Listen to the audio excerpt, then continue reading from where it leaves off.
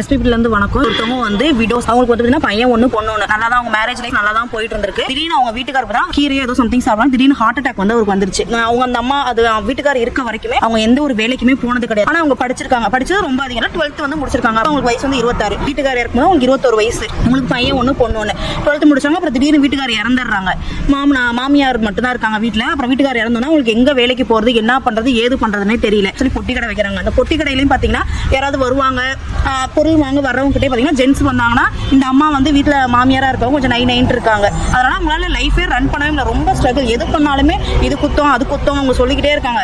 பக்கத்தில் ஒரு லேடி தான் வந்துட்டு கம்ப்யூட்டர் சென்டர் வந்து ஆரம்பிக்கிறாங்க.